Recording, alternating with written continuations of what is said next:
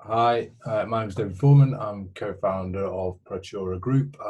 Thanks to Mark for putting on this webinar. I'll quickly talk through, our view from Protura's perspective. So first and foremost, who are we? We are the venture capital arm of Protura Group, a business I co-founded in 2011 with two co-founders, Paddy O'Reilly and Mike Fletcher. Since then, we've grown to 100 staff. We've got about 250 million of AUM, of which the venture capital part is about 65 million pounds. We also do asset finance and commercial finance, predominantly in the north of England, as well as the venture capital business. During the course of the tax year 2020 or 2019, we had an exceptional year for Protura Ventures. We raised 23 million pounds over two funds. We looked at over 1.5 billion of funding opportunities, and most importantly, we completed 12 investments in 11 months, which we concluded shortly before COVID hit. In terms of sort of the year and how we've been able to deploy capital so quickly, which is one of the things that is an overriding theme amongst the EIS fund manager community. The reality is we've had so many more opportunities than we have had funds available to invest. That, alongside the fact that entrepreneurs are choosing to work with us because we believe of our more than money approach, adding value post-investment, has allowed us to deploy the 2019 fund in 8 months from close. We are 66% deployed in the 2020 fund, which closed at the end of January. Having had a bit of a pause on investments whilst we assess where we were from COVID, we believe that we're now back investing, and we will fully deploy that fund within 6 months of close, so mid to end summer of 2020. Just to give a bit of background about who Protura are and what we're about. Our focus at Protura is on the three things we think venture capital businesses have to focus on. The first is diversification of investments in line with strategy. So we have a team of 7 individuals who look at our investment side of the business. They're the ones who looked at the 1.5 billion of opportunities. We get about 120 opportunities a month now. And we really look at trying to create a diversified portfolio for our investors in line with our strategy. Our investment process is not unique or new. We have a sort of what we believe is a proven model of investing in recurring revenue businesses. We focus a hell of a lot on looking at the momentum of the business prior to our investment, and that's where we spend a lot of time sort of in the diligence phase. We are relatively slow investors, so it probably takes 6 months for us to sort of be comfortable enough and have done enough diligence to invest. And during that time, we spend time working with the management team and also just assessing their pipeline of business opportunities and how rapidly they are closing client wins.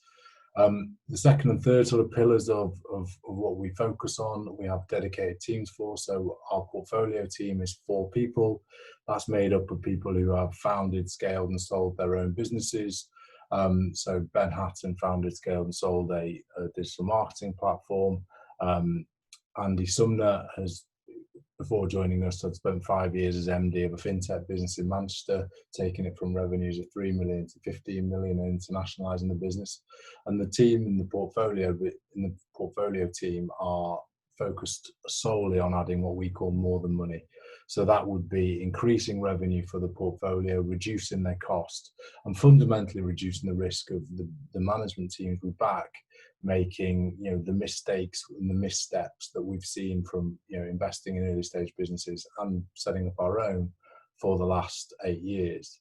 And the third wheel, I guess, of what we try and do with a business in all times is communicate openly, honestly and transparently with investors and their advisors. And we have 3 people in the team who do that. We report on a 6 monthly basis to investors. We have conference calls. We have an online portal. Fundamentally, we're open for investors and the advisors to ask us questions as to how we are getting on, how their portfolio is performing. In COVID, we effectively we focused on the same 3 pillars. What we did, however, was up the sort of focus on adding value to the portfolio post-investment. And we moved most of the investment team across to join the portfolio team to help with our portfolio of 12 businesses to help with during COVID. We also drafted in our HR director from Protura Group to help entrepreneurs in our portfolio to go through the furlough scheme, any redundancies that need to be made, any cost-cutting measures, any salary sacrifices, and that's been hugely valuable to us. We put a pause on investments during this time just so we could focus 100% on our portfolio, and now we're slowly bringing those back in line. The other thing we did was we upped our commitment to communicating with investors and their advisors. We hosted sort of special ad hoc COVID calls with all investors. We had four investment calls hosted on video call where investors were able to hear where their portfolio was up to and also ask any questions they may have on the performance. And during COVID, I mentioned that we'd spent a lot of time looking at sort of how we can add our more than money approach to portfolio during COVID. We were able to achieve 700 grand of cost savings for the business through tech cost with partnerships with the likes of Amazon Web Services. These are all achieved during the COVID crisis and are cash that the businesses will not have to spend. We also were able to generate an incremental £300,000 of cash for the portfolio from incremental R&D tax credits working with our partner PwC. We had over £1 million of grants approved during the COVID crisis for our portfolio, ranging from 50 grand from Patchwork up to $1 million for Steamaco. And that, alongside the work done by the management teams, has added about 46 months of additional cash runway across our portfolio of 12 businesses. And now 11 of those 12 have funding into 2021. Of the other one, Steamaco, which has not got, hasn't got the funding range to get into 2021, we're currently working with the Future Fund and our partner investor Shell Ventures to put together a funding round, which will see that be able to trade into 2022. What does the future look like from our perspective? I think the main thing is, VC is still an exciting space, still an exciting opportunity for you and your clients. And from our perspective, our approach is unchanged. Our investment thesis, we believe, has stood up well to the challenges presented by COVID. And the opportunity is actually going to be bigger for us, given our sort of positioning in the north, and also the fact that funding will definitely be constrained. Valuations will likely take a temporary hit on the way in, which will give us an opportunity for greater returns for our investors. We're already seeing that we are getting more opportunities. Our opportunities per month has gone up 50% since COVID hit, and we're now looking on sort of a run rate of about £2 billion of opportunities every year.